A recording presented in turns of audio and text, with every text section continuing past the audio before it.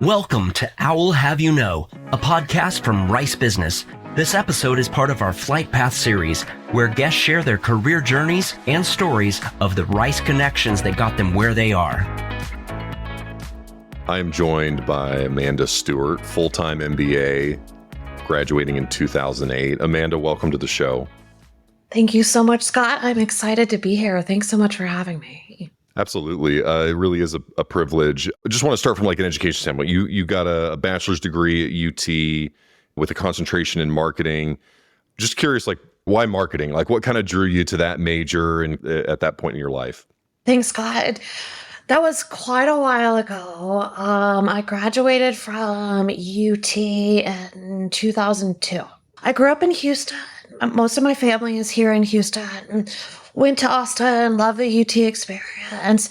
But I will tell you, you're going to hear a theme as we talk about my undergrad and why I went to Rice later, and even, my career post-Rice, is this kind of idea of where can I grow? What am I learning? How do I mix it up a little bit? And what do I want to do differently? So I did choose, marketing as my undergrad focus. After I left UT, I was at a PR company. So I was doing publicity for books and authors, calling media outlets. Are you interested in having, this person on as your guest? Here's a great topic for your show, or an article that might feature this book that has commentary on, this current event. So marketing was really where I thought I was headed, and that ended up not being the case later on. What sort of caused the pivot? Tell us just a bit about what you're working on now and sort of what was that shift from that marketing background to what you're working on today. So like many young professionals in their 20s, my first job out of school at the PR company that I mentioned was fulfilling and rewarding, and I really learned so much in that organization.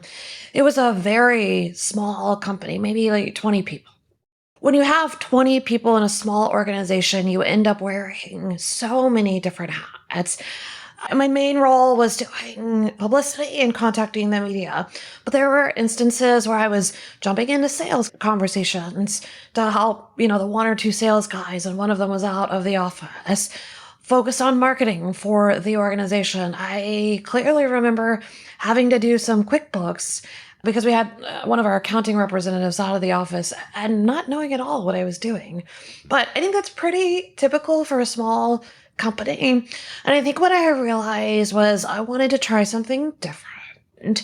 I also did not feel like in that small organization, I was already kind of getting the opportunity to play different roles in that organization. And I wanted to see what else was out there. So I started looking at business schools. I kind of had this idea in mind. Native Houstonian, maybe I didn't want to be back in Houston. Maybe I wanted to try different opportunities, different city, different schools.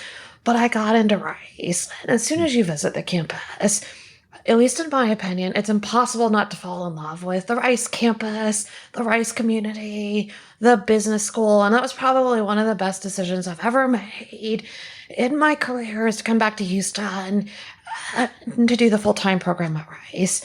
It was exactly what I needed at that point in my career, where I wasn't really very specific about what I needed. I just knew it was something different, something original and unique, and I needed a little bit of a refresh at that point.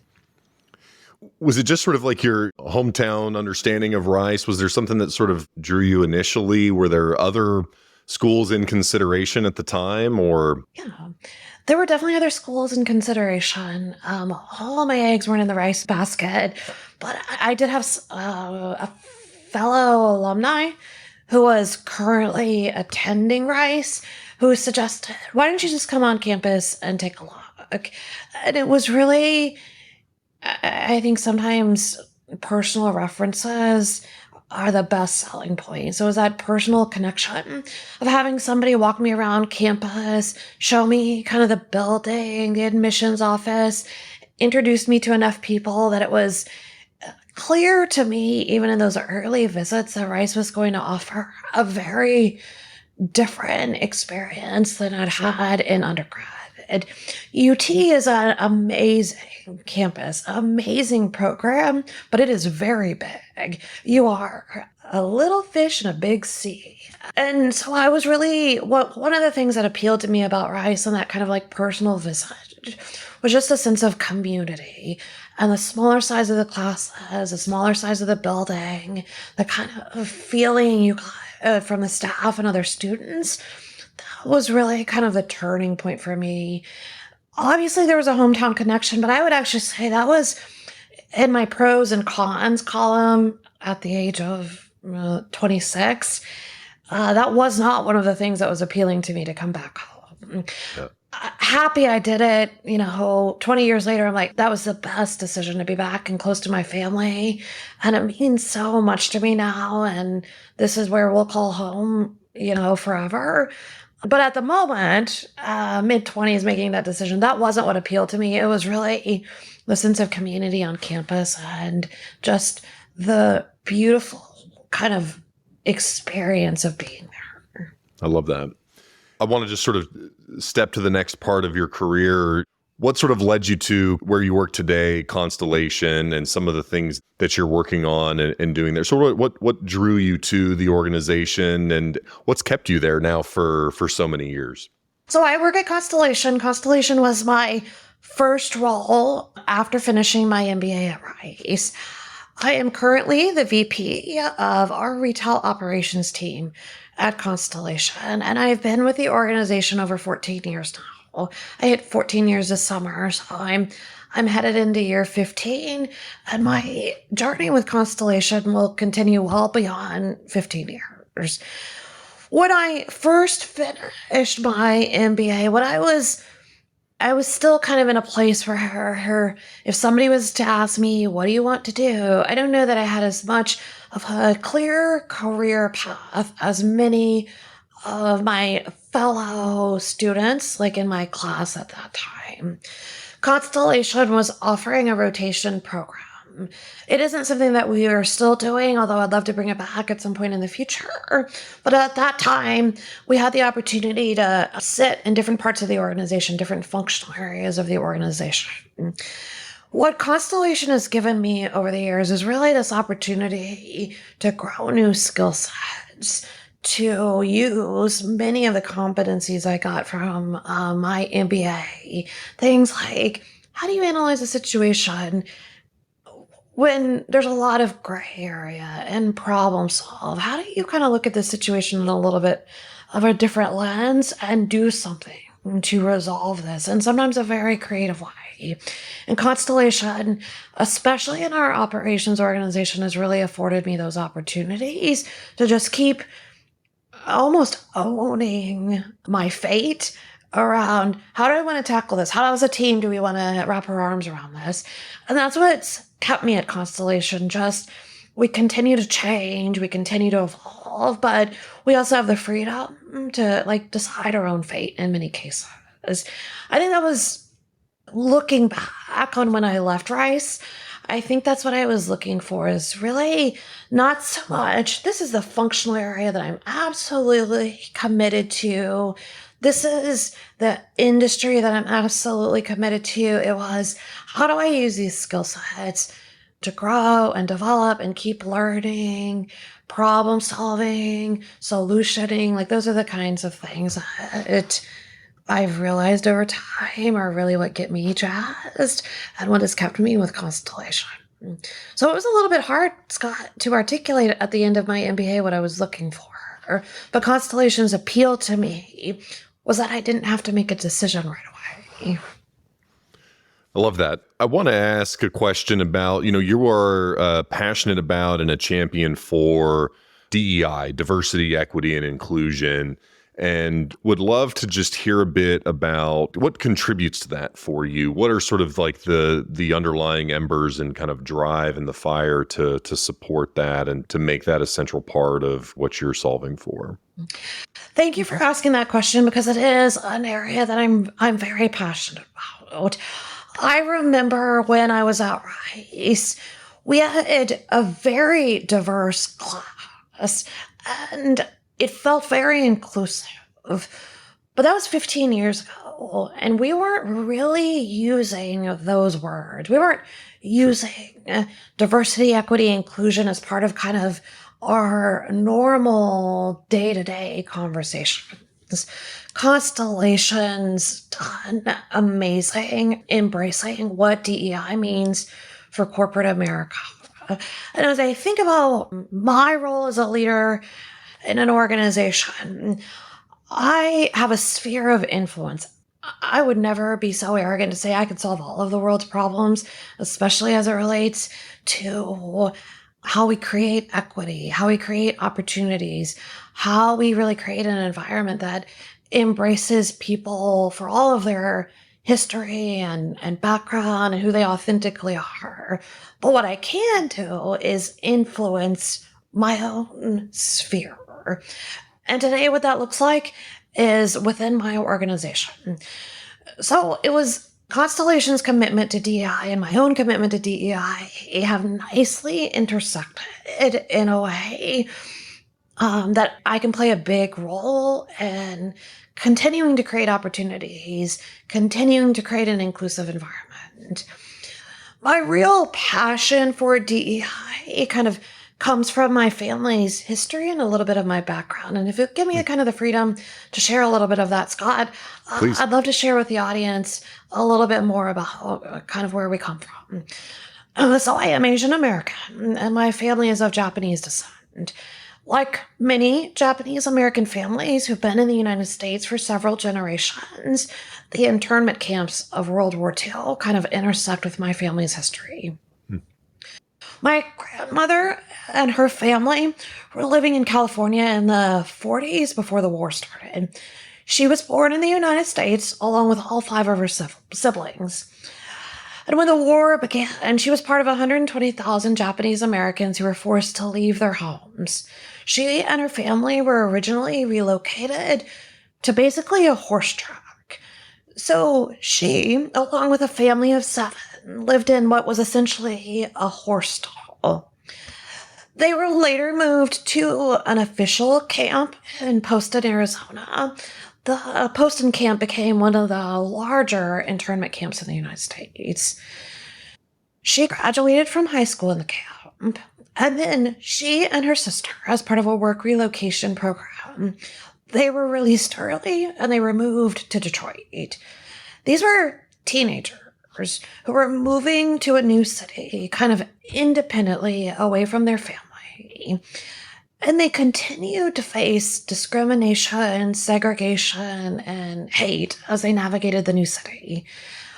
One of the stories we heard, the first thing that happened when they got off the train is somebody had graffitied on like the walls of the train station, "Go home, jobs." So it was definitely not a warm and welcome reception leaving the internment camps. Her and her family eventually moved to Texas, where she met and married my grandfather.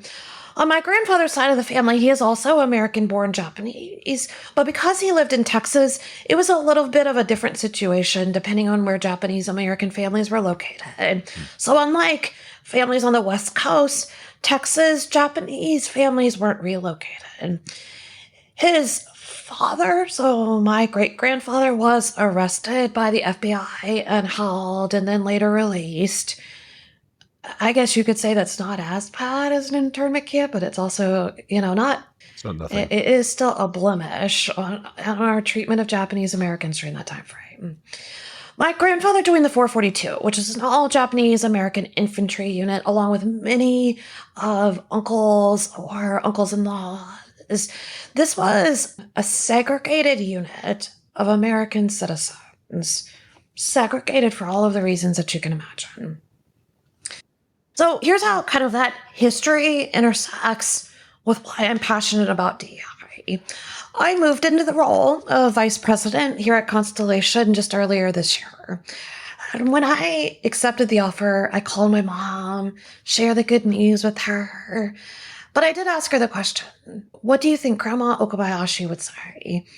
Do you think this is anything that she could have imagined when she was graduating from high school in an internment camp? Like, is this just beyond what her wildest dreams could have been at that time? And my mom paused and she said, well, Amanda, And you know the way moms will say that, well, Amanda. She said, I think she'd be really proud of you, but I also think this is exactly what she would have expected. And that's what really struck me. As a leader in a huge organization, I do feel a strong sense of accountability for creating a culture that embraces diversity, embraces equity, embraces inclusion. I believe in inclusion. I believe in representation. I didn't even know how important representation was until I saw other people that looked like me in leadership roles. I didn't realize how important representation was until I realized what I was representing to other people as being the only person in the room that looks like XYZ. You know, those things are things I'm really passionate about. Constellation has afforded me incredible opportunities for development and challenged, my ability to build business acumen. And I've had amazing mentors over the years. So continuing to create that experience for my own employees, for the organization within my sphere of influence, that's like a real responsibility to me, but also a very nice privilege.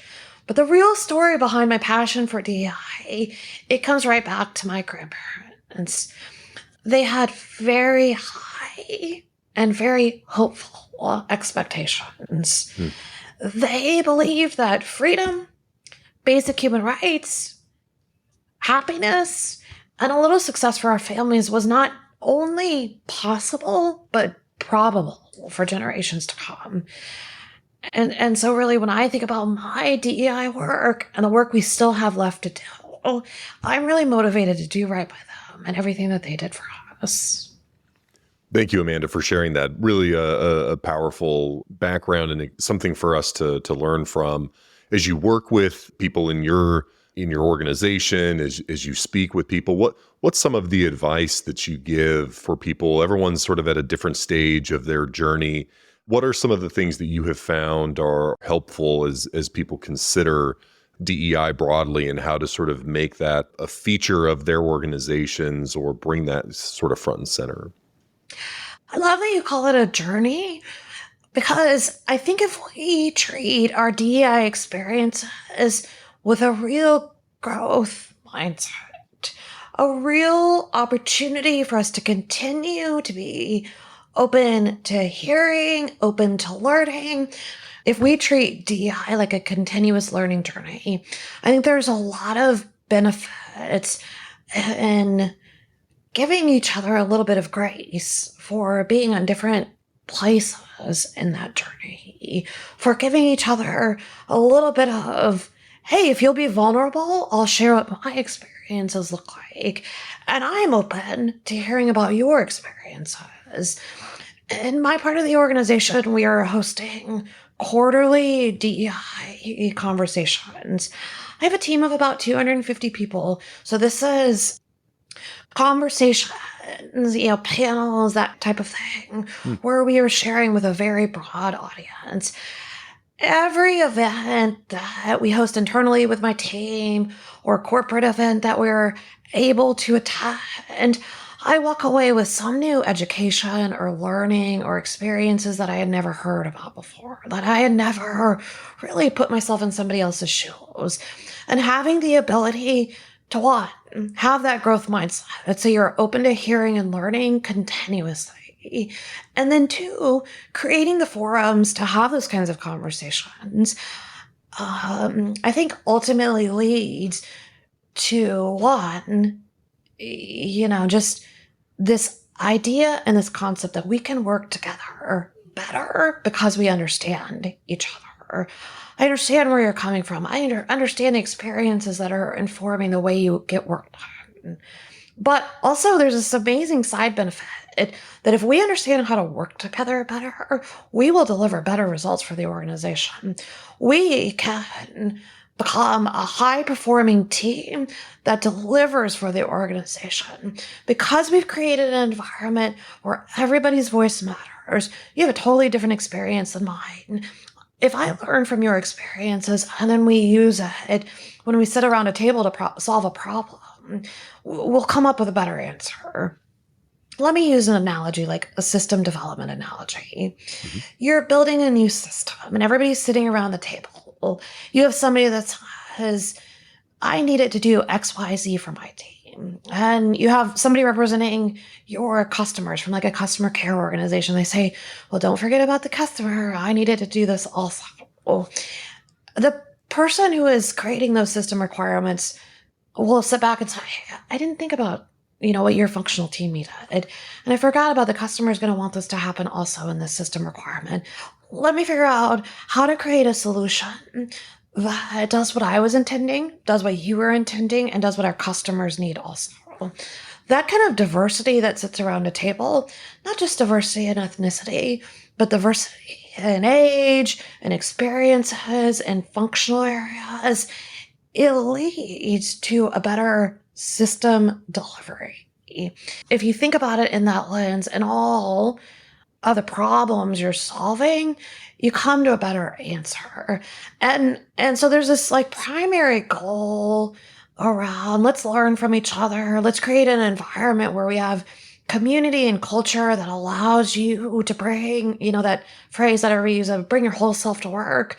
But what that really means is you have an opportunity to actively sit at a table, contribute what your experience might create value in solving a problem that delivers better business results. And I like to say that's a nice side benefit. That is not just a side benefit. It is a hugely impactful opportunity that we can harness in corporate America. Thank you. There's a lot of tangible kind of perspective, actionable. I suspect that it's not always a smooth road, that there's bumps or challenges along the way. Is there sort of an example that jumps to mind where, wasn't really working the way that you thought, and how you approach that and handle those things to steer things back onto track? I think that's such a great question, Scott, because we would be remiss in assuming there isn't any resistance in DEI efforts. What I was kind of talking through is these DEI dialogue sessions. When we really started these DEI dialogue sessions with my entire organization was in the summer of 2020, after George Floyd's murder and kind of the social unrest. We hosted a panel. I had the privilege of being on the panel along with one of my African-American male colleagues. The focus of the panel was Black Lives Matter. And what we talked through was his experiences as a Black man in corporate America, my experiences, and how to support him in a moment where we couldn't just live in a bubble, but what was happening in the outside world was impacting. You don't just turn off everything when you turn on your computer for work, and was impacting how it felt to show up and be the only Black man in a leadership team, or to be the only Black man in a room. And so we had this very personal conversation. It wasn't about everyone's experiences. It was specifically about his experiences and how I support him in his experiences by actively listening, learning, not depending on him for all of my education, where there were other opportunities to be educated. That was one of the first DI dialogue sessions that we did. We've done them every quarter. The most recent one, we had colleagues who have children with IDDs, so intellectual developmental disabilities, talk about their goals for inclusion, how that affects them and how they get their work done, and how that affects their perspective and how they get their work done. If you think about these wide variety of topics, there's a couple of kinds of resistance. There's the kinds of resistance, and I think this is maybe the kind you would expect. I'm in the majority and I feel excluded from this conversation. I feel like I no longer have value or purpose because you're not, are you singling me out because I'm not part of the minority or kind of the outside group? My answer to that is tell me more about it. I want to be an active participant, and anyone who does feel that resistance, not to overcome it, but just that's what inclusion looks like. We hear different perspectives and we understand them, and we might not agree with them, but we embrace them and we listen. That becomes an opportunity for a partnership. What is your story and how do you bring it forward? But we also have the other, and maybe this is a little bit more of a subtle type of resistance. This is probably stemming from historically underrepresented groups, or what you would consider like the outsider group. I think some of the questions I get from that portion of the population of my organization is this enough? Have we gone far enough? Is this deep enough to really make a change? We want to ask ourselves those hard questions also. I'm diverse. Why are you talking to me about this? Shouldn't you be talking to the non-diverse group of people? So there's a whole range of potential, to answer your question, a whole range of potential for it not landing or impacting the way that you would hope it would. And I think if you really believe this is a journey, you really believe that you're learning along the way, then you take that feedback and you say, okay, this is how we'll do it differently. Thanks so much for giving me that feedback. I'm happy to incorporate it in how we continue the conversation, how we continue to create an environment that feels equitable, that feels inclusive, that if you're sitting around the table, everybody has a voice and we're using their valuable input and experiences to deliver what we need to for our customers and our company. That's really helpful. You've got this deep personal experience to kind of draw from. Are there mentors or other resources that you look to that help to inform and continue evolving your perspective on the topic? Absolutely, absolutely. We've had, at least within Constellation, some amazing guest speakers whose only purpose wasn't a DEI topic. I love the connection of Rice here. So we recently had a keynote speaker named Carla Harris. Carla Harris recently did an event at Rice that I was able to attend also, which was a really fun opportunity for me to return to Rice, kind of see her on campus right after we had seen her in kind of a forum that was specific to Constellation. If you guys don't know Carla Harris, she has a couple of books, Lead to Win, Expect to Win. She's an amazing speaker. She was on Wall Street for most of her career. She is a Black woman, and as you can imagine, typically, she's the only in a room.